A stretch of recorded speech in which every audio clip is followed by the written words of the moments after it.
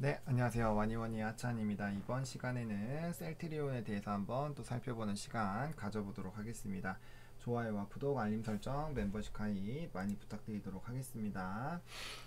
셀트리온이 이렇게 눌리고 나서 이제 우리가 다시 분석 영상을 좀 찍기 시작을 했습니다. 이 박스권 안에선 충분히 매집이 가능하다라고 좀 말씀을 드렸고, 이제 이게 한번 눌렸다가 거의 2배까지 갔다가 많이 눌렸어요. 그러니까 여기 지금 보시면 39만원에서 30만원 정도 라인까지 빠졌기 때문에 고점 대비 30%가 빠진 거거든요. 근데 최근에 흐름이 뭐 50%가 눌려도 안 올라오는 것들이 있고 70%가 떨어져도 잘 안 올라오는 종목군들이 있는데, 셀트리온 같은 경우는 어쨌든 지금 실적 자체가 나쁘지가 않다라는 거죠. 게다가 바이오에 대한 전반적인 또 기재 상승 기대감들이 또 나타날 것이고, 특히나 올해 같은 경우 바이오 시밀러에 대한 이런 기대감이 굉장히 커지기 때문에 이 부분에 대해서 좀 관심 있게 가지실 필요가 있고요. 뭐 최근에도 소개를 드렸지만 결국에는 셀트리온이 새로운 바이오 시밀러도 준비를 하고 있고, 뭐 임상 3상에 대해서 진입하는 그런 부분들이 있고,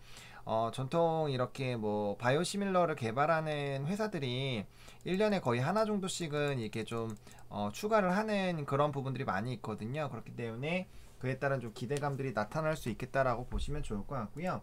또 최근에 이제 결국에는 좀 주가가 하락한 이유가 이 치료제에 대한 불확실성인데, 지금 보시면은 중증등 환자 대상 품목 허가입니다. 그러면은 결과적으로는 이제 임상 3상 결과를 제출한 것으로 이제 의견을 냈다라는 부분이죠.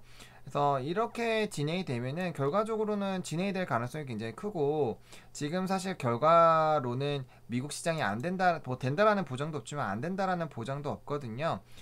그러기 때문에 그 부분에 대해서는 음, 조금 생각을 해볼 필요가 있고, 그리고 이제 이 임상 의미는 결론을 내리기가 어려워서 이제 고위험군 경증 환자를 대상으로 공고한다, 이런 얘기들이 있었습니다. 그래서 최종 점검을 통해서 진행이 될 건데, 일단은 뭐 부정적이기보다는 좀 긍정적인 부분으로 좀 인식이 되고 있다라고 좀 생각을 하시면 좋을 것 같고요.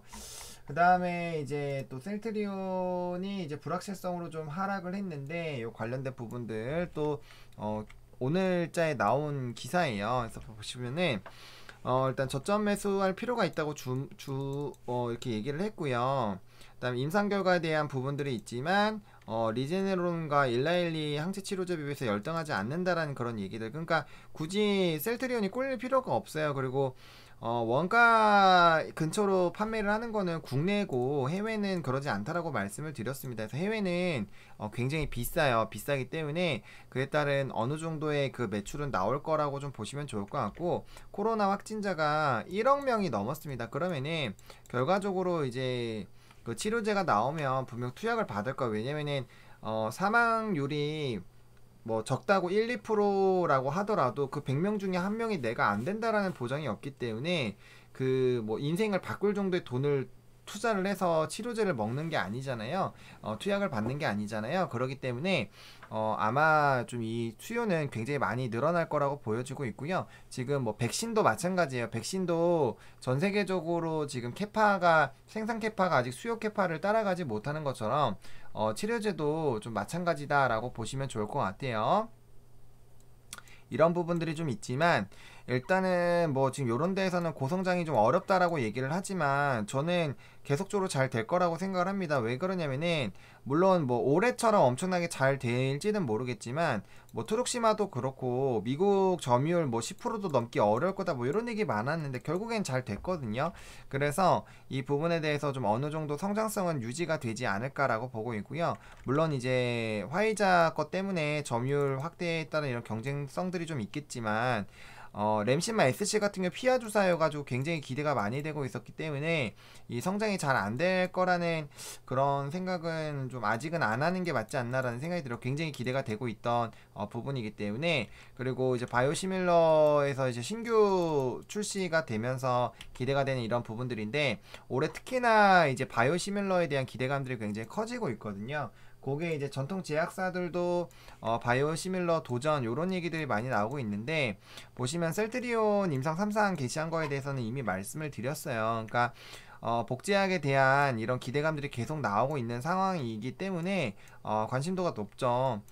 그래서 요거 뭐 셀트리온 같은 거 바이오시밀러 경쟁을 벌인다라는 얘기들 나오잖아요. 그러니까 이런 것처럼 지속적으로 이제 관심이 되는 이 바이오시밀러 시장이 굉장히 좀 기대가 됩니다. 그리고 이 바이오시밀러 자체가 오리지널 약의 특허가 끝나고 그에 대한 복제약으로 효능은 똑같지만 가격적인 부분에서 저렴하기 때문에 굉장히 좀 유리할 수가 있어요. 그래서 그런 시장들을 차지해 나가고 있고, 셀트리온 제가 저번에 이제 전자공 시스템에서 실적 부분 좀 체크를 해드렸지만 굉장히 좋습니다. 굉장히 좋기 때문에 물론 실적이 계속 상승하다가 조금 주춤하면은 영향을 어느 정도는 줄 수 있겠지만 지금은 또 조정이 또 어느 정도 나온 상황이기 때문에, 그리고 앞으로에 대한 이런 또 기대감들을 본다라면은 충분히 주가는 우상향하는 방향으로 잡는 게 맞지 않을까라는 생각이 들어요. 그래서 우리가 여기서 이미 매수를 했고 다시 수익 구간에 있을 거기 때문에 그 부분에 뭐 고점에서 물리신 분들도